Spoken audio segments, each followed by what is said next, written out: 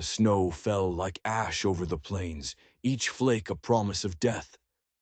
She pressed herself against the warped wood of the store's back wall, arms wrapped around the smallest child, knowing this might be their last night alive. The wind stripped the breath from their lungs, turned their tears to ice before they could fall. And then she heard it, the sound of hooves cutting through the frozen darkness. No one rode through town this late, not when the roads could kill you, not when the cold stripped flesh from bone. The rider appeared like a phantom, his horse's breath steaming in the moonlight. He pulled up near the store, lantern swinging, and stared at them, a woman and two children huddled like strays waiting to die. She tried to stand, failed, then straightened with what little dignity she had left. "We'll move on," she whispered, though her voice broke on the words. He dismounted, boots crunching in the snow. "You got anywhere to move on to?" She didn't answer. Couldn't. "Come here," he said finally, his voice carrying a weight older than the plains themselves. "Come here, all of you." What she didn't know, what she couldn't possibly know, was that this stranger had buried his own family in this same frozen ground just 3 years before. The ranch lay a mile and a half east, a weathered gray house with patched windows that somehow still held warmth. Heat struck their faces like a miracle when he led them inside.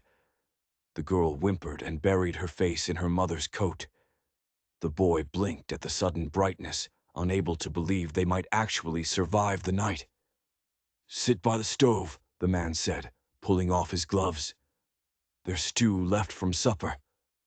She sank onto the bench, every muscle shuddering as warmth returned. The smell of wood smoke and beef filled the air, sharp, real, proof they were still alive. When she opened her eyes again, he was pouring water into a basin. "Wash their hands," he said. "Snow burns as bad as fire if you let it. You don't even know our names. Names can wait till morning." He turned away. Tonight's for living through. But what Clara Hensley didn't know was that Jonas Reed had been planning to sell this ranch and leave, until 3 lost souls appeared in the snow and gave him a reason to stay. Later, after the children slept beneath a patched quilt, she sat by the fire watching the flames. He polished his boots across the room, the lamplight catching the angles of his jaw. "You lost your husband," he said quietly. "Not a question." She nodded. "Last spring. Fever took him before the thaw." He nodded once. "Hard year for that. Lost half my stock to the blizzard." The silence between them grew thick with unspoken things. Outside, the wind howled, but inside something fragile was taking root, something neither dared name yet. "We won't be trouble," she said finally. "We'll move once I find work." He looked at her, eyes narrowing. "Work's thin around here, but I could use help. Morning feed, milk, small chores. You take the shed till we see what's what." Gratitude and exhaustion mingled in her chest until it hurt to breathe. "Thank you." What Jonas didn't tell her was that he'd turned away 3 other families that winter.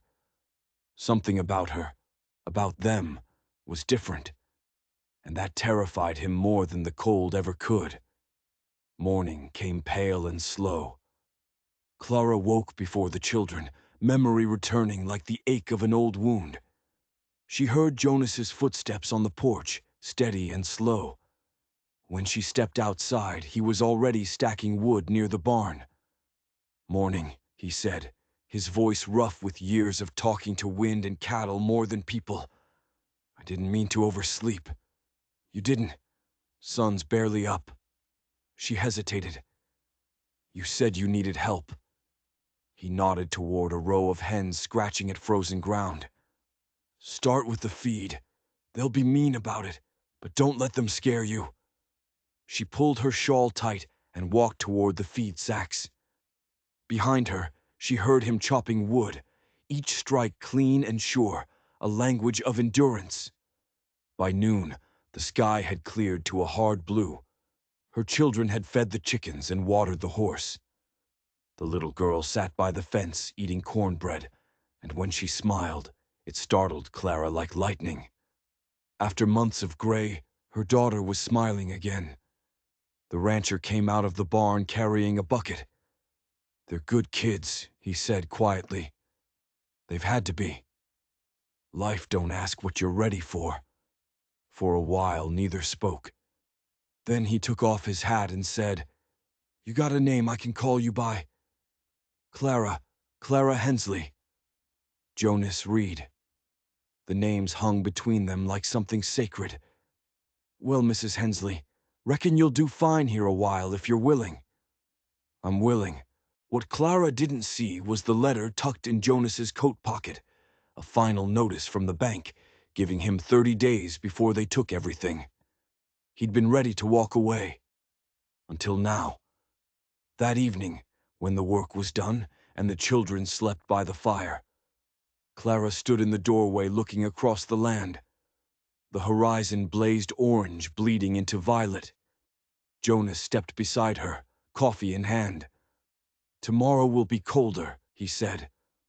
"Storm rolling in from the west. We've known worse." He glanced at her, the faintest smile tugging at his mouth. "I don't doubt that." They stood there for a long time, two figures framed against dying light. When the last color drained from the sky, he turned toward the door. "Best get inside before the cold takes hold." She lingered a moment longer. Somewhere deep inside, a small ember stirred. Hope, or maybe just the memory of it. Then she followed him inside, not knowing that by morning, everything would change. The storm came 2 days later, with a low hum across the plains. By afternoon, the sky had turned to pewter, and the light carried that strange greenish cast that meant snow was coming sideways. Jonas moved with purpose, tying down gates, leading horses into the barn. Clara followed without being told, the boy at her side, all of them learning his rhythm by watching. "Close that top hatch," he called over the wind. "Snow'll come sideways." The metal was ice against her fingers, but she forced it shut. By nightfall, the ranch was wrapped in white. Windows rattled. Snow piled thick against the door. Inside, the fire shimmered with light and the scent of smoke. Jonas fed the stove another log. "You ever see one like this?" Clara shook her head. "Not since I was a girl. My father used to say storms were the Lord's way of reminding men they don't own the land." Jonas let out a sound that might have been a laugh. He was right about that. She told him about Kansas City then, about her husband Eli who wanted to head west, about the fever, the dead mule, the wagon that gave out. "The children and I kept walking till the road stopped meaning anything," she said quietly. "I don't know what I thought I'd find. Sometimes it's not about finding, just about not giving up." His words hung in the air, plain but heavy. After a while, she asked softly, "What about you, Mr. Reed? Anyone waiting for you besides the cattle?" He didn't answer right away. The firelight cast deep shadows across his face. "Had a brother once. Went south with the army. Never came back. Folks gone before that. This place is all that's left. I'm sorry.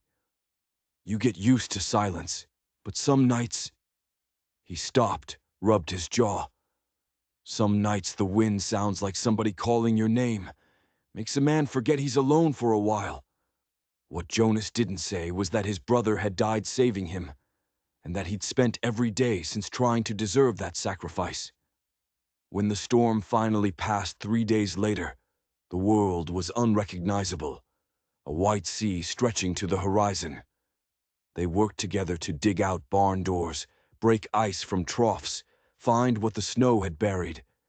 Each gesture between them, passing a tool, steadying a bucket, sharing a glance, carried the weight of quiet understanding. At night they spoke less. The children slept soundly now, secure in the simple routine of warmth and food. Once Clara heard Jonas murmur something about how laughter made the house feel like it used to, though he didn't explain what that meant. One evening, Clara went to the porch alone. The air was sharp, burning her lungs but clearing her mind. The world glittered under moonlight, silver and endless. Behind her, the door creaked. Jonas stepped out, coat unbuttoned, hat in hand. "You ever think about starting over, Mr. Reed?" He took a long breath, steam rising from his lips. "Used to. Then I figured I'd already had my chance." She turned toward him, eyes steady. "Maybe not." The words hung there, fragile and dangerous in the cold.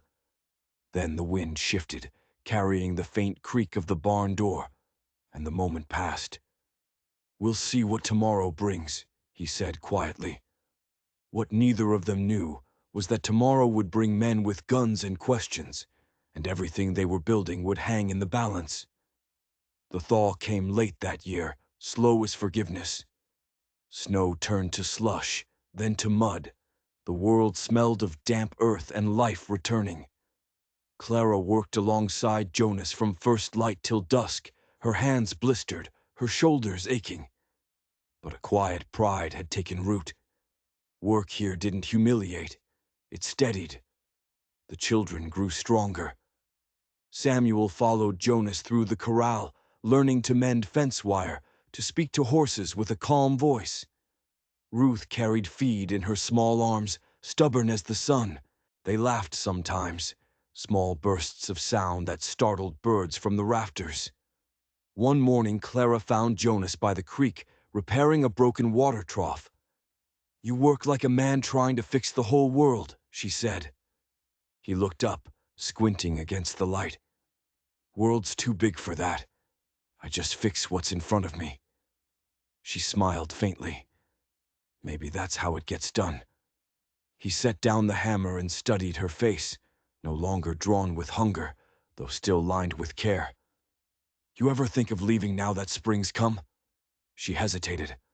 "I thought I would, but each morning there's another reason to stay a little longer." "That ain't a bad thing." She knelt beside him, helping to brace the trough. When their hands brushed, something in it lingered. Neither spoke of it. The air between them changed, subtle and heavy, as though the land itself was holding its breath. And then the rider appeared on the horizon. The sound of hooves broke the quiet like a gunshot. Dust rose along the road from town. A man in a brown coat dismounted at the gate, young, sharp-eyed, with the self-assured look of someone who believed the world bent to his will. Jonas wiped his hands and stepped forward. "Help you?" The stranger glanced toward the house. "Name's Ford, sheriff out of Dawson County. You took in a woman and 2 children this past winter." Jonas's jaw tightened. "That's so. Word came down from Kansas way. There's a claim to her husband's property. Some folks are saying she ran off before settling her debts." Clara had come to the doorway, the color draining from her face. "That's not true," she said quietly. "We left because there was nothing left to take. The man I owed to burned our wagon for spite." The sheriff looked at her without warmth. "I'm not here to arrest you, ma'am. Just need your word that you're not hiding what's owed." Jonas stepped closer, his voice low and firm. "She's not hiding. She's rebuilding." Ford hesitated, studying him. "That your business, mister?" Jonas's eyes met his, cold and steady. "It is now." The silence stretched long. Finally, the sheriff replaced his hat. "I'll report it settled for now, but folks talk. You best be ready if they come asking again." When he was gone, Clara turned to Jonas, trembling. "You didn't have to speak for me." "Maybe not, but I did." Her eyes filled with something fiercer than tears. "You'll bring trouble on yourself." "I've lived with trouble. It don't scare me none." What Jonas didn't tell her was that he'd just made powerful enemies, men who wouldn't forget, men who would come back with more than questions. That night after the children slept, Clara found him outside by the corral, staring at the horizon. Moonlight cut across his face, all angles and quiet strength. She stepped close enough to touch his coat. "Why'd you do it?" she whispered. He didn't look at her. "Because you've been fighting alone long enough." She stood there, her breath unsteady, then reached out and took his hand. His fingers were rough, scarred, warm. Neither spoke. The world seemed to pause, the cattle quiet, the air still, the stars indifferent, but shining all the same. When he finally turned toward her, the look in his eyes was not possession or pity, but recognition, as though he saw in her the same battle he carried inside himself. And in that silence, both understood. The storm had not ended. It had simply changed shape. What they didn't hear was the second set of hoofbeats in the distance, coming closer, coming fast.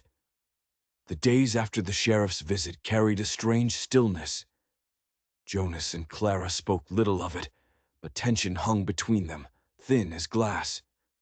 She moved through her chores, washing, mending, tending hens, but a new unease marked every step. Fear didn't vanish, it just learned to hide deeper. Jonas watched her without speaking. He'd seen fear before, on battlefields, in droughts, in men burying what they loved. But in Clara, it looked different. It didn't weaken her, it sharpened her. One evening he found her by the fence line repairing wire, her hair loose in the wind. The children played near the barn, their laughter distant and soft. "You've done more work in 3 months than some men do in a year," he said. She didn't look up. "Work's the only thing that keeps me from thinking too much. Thinking's a dangerous business out here." When she finally turned, her eyes caught his. "You should have let the sheriff believe what he wanted. It would have been easier for you. I don't take kindly to easy. Never did." The faintest smile touched her lips. "No, I don't suppose you do." He stepped closer. "You worry too much about what's behind you. Maybe it's time to look ahead." Her breath caught. "And what would I see ahead, Jonas Reed?" He hesitated. "Maybe something that don't have to end in loss." The words settled between them like dust, soft, inevitable, impossible to sweep away. Clara looked toward the horizon where the sun bled into hills. "I don't know if I remember how to believe in that." "You don't have to believe. Just live long enough to see it happen." "That sounds like hope." "Maybe it is." And then he walked away before either could say something that would undo the moment. But that night, as Clara sat by the window watching Jonas patrol the yard, she realized something had shifted. Grief didn't leave. It changed shape, made room for what came after. And what came after was about to test them both. It was near dusk when the wagon appeared. 2 men, strangers, dust-streaked and sharp-eyed. They stopped at the fence, calling for Jonas. He met them halfway, rifle slung easy across his arm. Clara watched from the porch, the children behind her, faces pale. The older man, heavy-set with a scar across his jaw, spat into the dirt. "Name's Tucker. We're here on business. Heard tell there's a woman here used to live near Kansas City. Owes for a parcel of land left unpaid." Jonas's jaw tightened. "Ain't no debt you can collect here." Tucker's companion laughed low. "Debt don't disappear just 'cause a woman runs off and finds herself a new bed to warm." Clara flinched. Jonas didn't move, but his voice cut through the air, quiet and sharp. "Watch your tongue." The man sneered. "Or what?" Jonas didn't answer. He just raised the rifle, not aiming, just reminding. The kind of reminder men like Tucker understood. After a long silence, Tucker said, "We'll be back. This ain't finished." They turned the wagon and rode off into dimming light. When Jonas came back to the porch, Clara was standing there, her face white with anger and shame. "You can't fight every ghost I drag behind me." He stopped at the steps. Ain't fighting ghosts, just the kind of men who think they can take what's already been taken. They'll come back. You know they will. I do, and I'll be here when they do. Tears burned in her eyes. You're a fool, Jonas Reed. He smiled faintly. Maybe, but I'm a fool standing between you and them. That'll have to do. That night, Clara lay awake, listening to wind scrape the shutters. Outside, Jonas sat on the porch with the rifle across his knees, staring into darkness. And in that sleepless silence, Clara felt the fragile truth settle deep inside her. She had found not safety, but something rarer, a place worth defending. But the real test was coming at dawn. The morning after was the color of tin. Clouds hung low, and the air carried that uneasy quiet before a storm, not of weather, but of men. Jonas was already up when Clara stepped outside. Coffee mingled with the iron tang of dust. He stood by the corral, checking the rifle's sights, methodical as always. "You didn't sleep," she said. "Didn't need to." Her hands trembled as she poured coffee. "They'll be back, Jonas." "I know. That's why I'm making sure they find me ready." She stared at him, at the quiet steadiness of his face. "You can't fight the world for me." He stepped closer. "This place was near lost long before you came. You gave it breath again. Maybe I'd like to keep it that way." By afternoon, the horizon darkened with dust. 2 riders, faster this time, harder. The hooves echoed across the plains like war drums. Jonas stepped off the porch, rifle in his hands. They pulled up near the fence. Tucker swung down, his face dark with sweat and purpose. "Told you we'd be back." Jonas didn't answer. Tucker spat into the dirt. "Ain't no use playing righteous. That woman owes, and I mean to collect." Clara stepped out before Jonas could stop her. "You'll get nothing from me. There's nothing left." Tucker's eyes flicked to her, then to Jonas. "Maybe nothing in coin, but there's always other ways." The words hung in the air, foul and dangerous. Jonas moved before thought. The rifle rose smooth, like part of him. "You'll turn that horse around and ride out, or I'll plant you in this dirt where you stand." The younger man shifted, reaching for his belt. A single sound broke the air, a hammer clicking back. Jonas didn't flinch. "Don't." For a moment, no one breathed. Then Tucker barked a laugh, harsh and empty. "Ain't worth dying for her, Reed. She ain't yours." Jonas's jaw tightened. "She's under my roof. That's enough." Tucker's grin faltered. He looked at Jonas a long moment, something like doubt crossing his face, then swung into the saddle. "You'll regret this.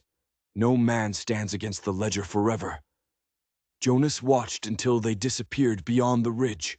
Only then did he lower the rifle. Clara stood trembling on the porch. "You should have let them take me." "They'd have come back either way. Some men don't stop till they're made to." She sank onto the steps, burying her face in her hands. "I've brought ruin to every man who ever tried to help me." Jonas knelt beside her, his hand settling on her shoulder, light and steady. "You didn't bring ruin. You brought reason. That's more than I had before." She looked up, eyes bright with tears. "You talk like a man with nothing left to lose." He gave a small, crooked smile. "Maybe that's what makes a man worth trusting." What neither of them knew was that Tucker had gone straight to the bank. And by sunset, Jonas would have a choice: hand over Clara, or lose everything he owned. The rider came at dusk, a bank official this time, not a debt collector. He dismounted slowly, hat in hand, expression grave. Jonas stood on the porch, Clara beside him. "Mr. Reed," the man said carefully, "I'm here on behalf of First Bank of Dawson. There's been a complaint filed.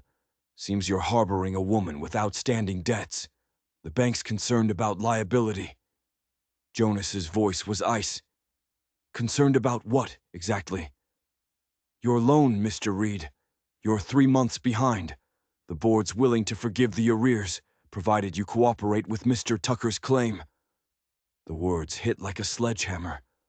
Clara's face went white. Jonas, no. He held up a hand, his eyes never leaving the official's face. And if I don't cooperate?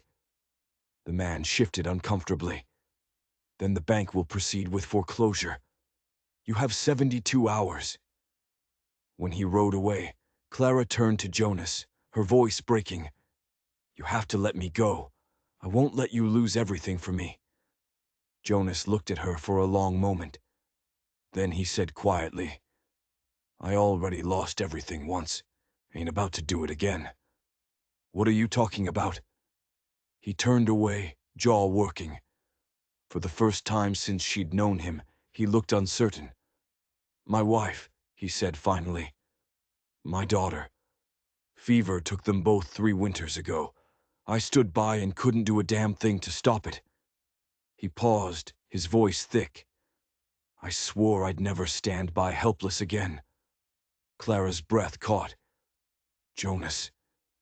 So you can talk all you want about leaving, but I'm making a different choice this time. He met her eyes. Even if it costs me this land. She stared at him, tears streaming down her face. You're the most stubborn, foolish man I've ever met. I know, and I won't let you do it. Ain't your choice to make. The silence between them crackled with everything unsaid. Finally, Clara stepped forward and took his face in her hands. Then we fight. Together. We find another way. His eyes searched hers. There isn't another way. Then we make one. And for the first time since winter, Jonas Reed allowed himself to hope. What they didn't know was that Samuel, the 8-year-old boy, had been listening.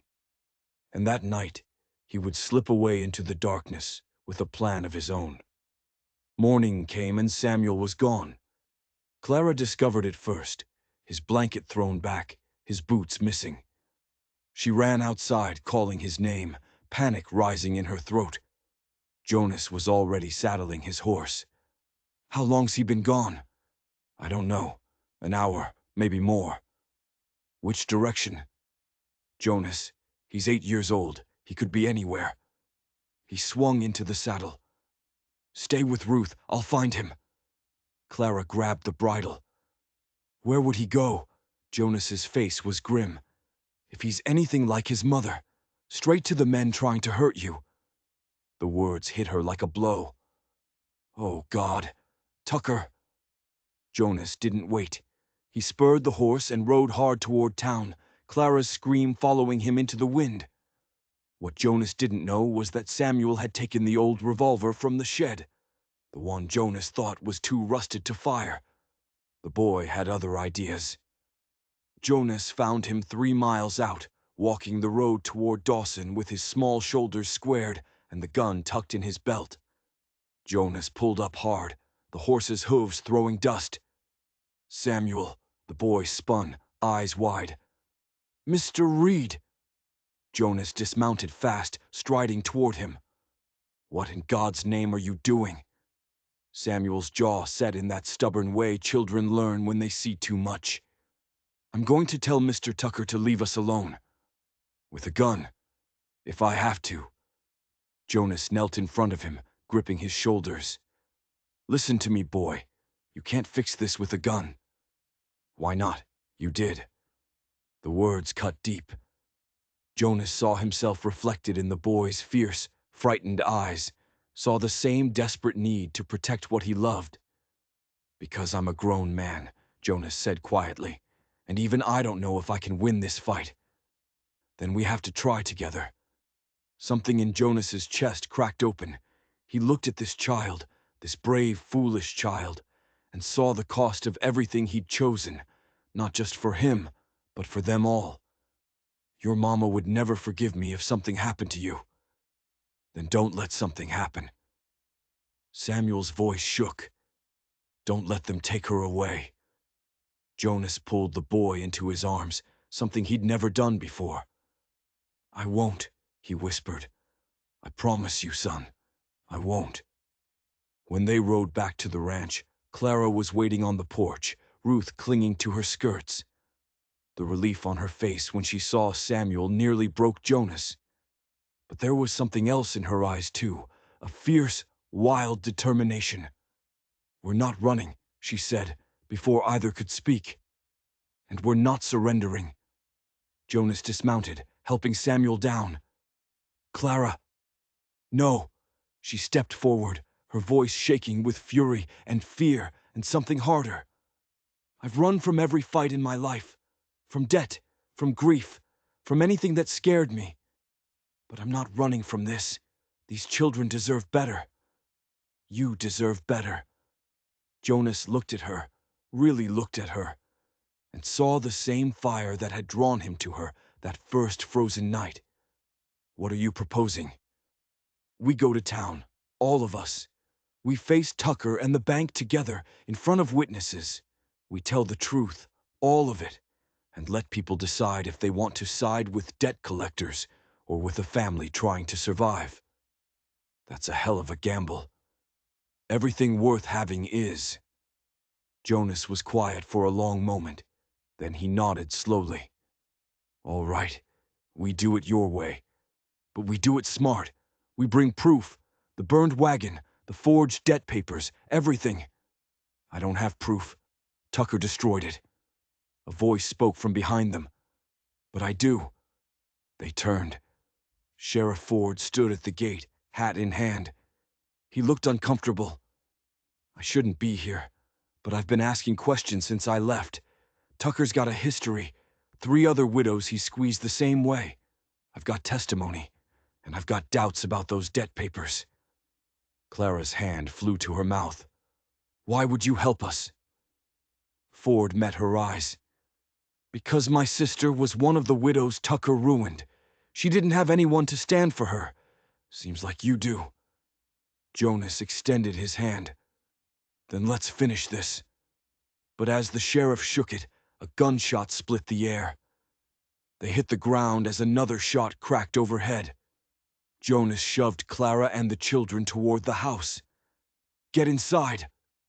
He grabbed his rifle, Ford drawing his sidearm. Through the dust, riders emerged, Tucker and 4 men, guns drawn. Tucker called out, voice thick with rage. "You had your chance, Reed. Now we're taking what's owed." Jonas chambered around, his voice steady. "Over my dead body. Can be arranged." Ford stepped forward, badge gleaming. "Stand down, Tucker. I've got warrants for fraud." Another shot. Ford stumbled, blood spreading across his shoulder. Jonas caught him, dragging him behind the water trough. Clara appeared in the doorway with a shotgun. Jonas's spare, the one he'd forgotten, was loaded. "I can shoot," she said, her voice cold as winter. "My father taught me." Tucker laughed, but it sounded nervous. "You gonna let a woman fight your battles, Reed?" "I'm gonna let her fight her own," Jonas called back. "And I'm gonna make damn sure she wins." The standoff held. Tucker's men shifted uneasily. They'd signed up for intimidation, not a shootout with a sheriff and 2 armed defenders. Clara cocked the shotgun, the sound echoing across the yard. "Last chance," Jonas said. "Ride out now, or we start shooting." Tucker's face twisted. "You're finished in this county, Reed." "Finished." "Maybe, but you won't be around to see it." For one breathless moment, no one moved. Then one of Tucker's men holstered his gun. "I ain't dying for your grudge, Tucker." Another followed suit, then another. Tucker sat alone, his face purple with fury. "Cowards, all of you." "Smart men," Jonas corrected. "Now you." Tucker glared at him with pure hate. "This isn't over." "Yes," Clara said quietly, stepping onto the porch. "It is, because I'm not afraid of you anymore. And without fear, you've got nothing." The truth of it hung in the air. Tucker's power had always been fear. and she'd just taken it away. He wheeled his horse around and rode off, his men following, leaving only dust and silence behind. Jonas helped Ford to his feet, Clara already tearing fabric for bandages. The sheriff winced. That was either the bravest or stupidest thing I've ever seen. Jonas looked at Clara. Both, probably. She met his eyes, and for the first time in months, maybe years, she smiled. A real smile, full and unbroken. We did it. Yay, you did it, Jonas said softly. But the sheriff's next words stopped them cold. I hate to ruin the moment, but Tucker's right about one thing. The bank won't forget this. You've still got the foreclosure to deal with. The weight of it settled over them like snow. They'd won the battle. The war was still waiting. That night after Ford had been tended and the children finally slept, Clara and Jonas sat on the porch in the dark. The stars were out, indifferent and beautiful. We have 2 days, Jonas said quietly. 2 days to come up with 3 months' payment. How much? He told her. The number was staggering. Clara was silent for a long time. Then she said, I have something. I didn't want to tell you before, but... She reached into her dress and pulled out a small leather pouch. Inside, gold coins glinted in the moonlight. My mother's wedding dowry. It's all I have left of her. I've been carrying it since Kansas, too afraid to use it, too afraid to lose it. Jonas stared. Clara, that's yours. It's ours. She pressed the pouch into his hands. This land, these children, you, this is my home now. If this is what it takes to keep it, then this is what we use. His hands closed around hers and the coins. You understand what you're giving up? I understand what I'm keeping. She leaned her head against his shoulder. Besides, a wise man once told me that some things are worth staying put for. Jonas laughed, a real laugh, rough with emotion. That man sounds smart. He has his moments. They sat there as the stars wheeled overhead, holding the weight of everything between them, the pain, the hope, the fragile possibility of tomorrow. When Jonas finally spoke again, his voice was thick. I never thought I'd have this again, a family, a reason. Neither did I. Clara Hensley, he said slowly. When this is done, when we've paid the bank and Tucker's gone, I'd like to ask you something proper. She lifted her head, her eyes finding his in the darkness. Ask me now. But, Jonas Reed, I've been waiting 3 months for you to ask. Don't make me wait another day. He took her hand, his thumb brushing across her knuckles. Will you marry me? Will you stay here? Build a life here? Let me be a father to your children.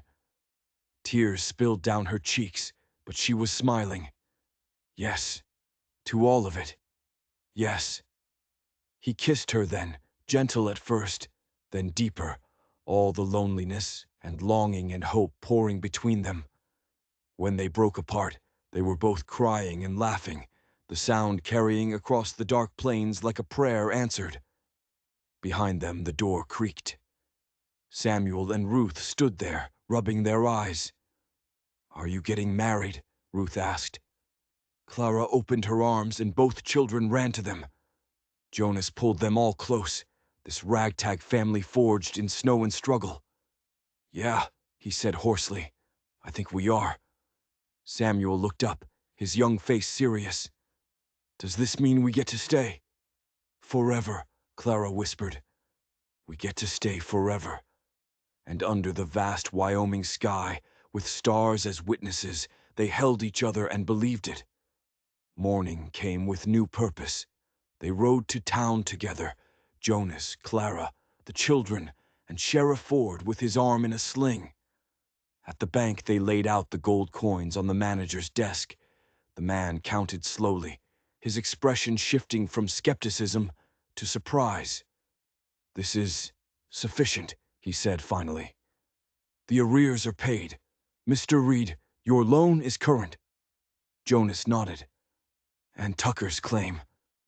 Ford stepped forward. Fraudulent. I've got 3 witnesses willing to testify. The county prosecutor is filing charges today. The manager shifted uncomfortably. The bank was misled about the situation. We apologize for any.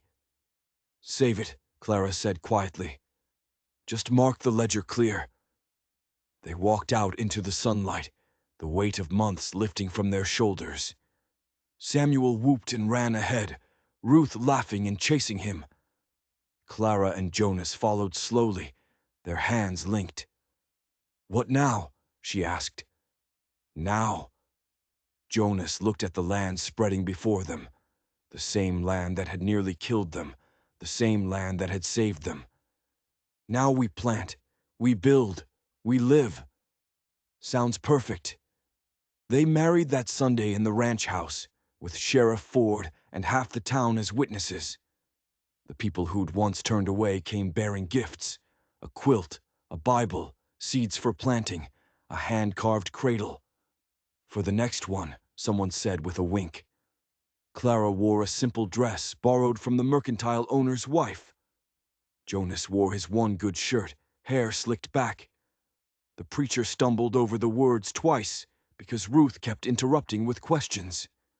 When Jonas finally kissed his bride, Samuel whooped again, and the whole house erupted in laughter.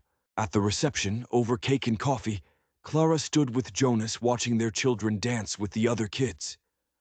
I keep thinking I'll wake up, she said softly, that this is a dream. Jonas pulled her close. If it is, I don't want to wake up. Me neither. They built a life there, year by year. The ranch prospered. Samuel grew tall and strong, learning the land like Jonas had. Ruth became a teacher, fierce and bright. Jonas and Clara had 2 more children, a boy and a girl, and the house that had once been silent rang with noise and life. On winter evenings, when snow fell like ash over the plains, Clara would stand on the porch and remember that first frozen night. How close they'd come to dying, how a stranger had become a savior, had become a husband, had become her home. Jonas would join her, wrapping his coat around her shoulders. What are you thinking about? How lucky we got. Luck had nothing to do with it. He kissed her temple. That was all you, your courage, your choice. Our choice, she corrected. And they'd stand there watching the snow fall, 2 people who'd been broken and bent, but never destroyed. Who'd found each other in the dark and chosen to face the light together. Years later, when their grandchildren asked how they met, Clara would smile and say, "A storm brought us together." And Jonas would add quietly, "And love kept us there." If you enjoyed this story, don't forget to subscribe and share it with someone who needs to hear about second chances and the courage to fight for what you love. Because sometimes the greatest storms lead us exactly where we're meant to be.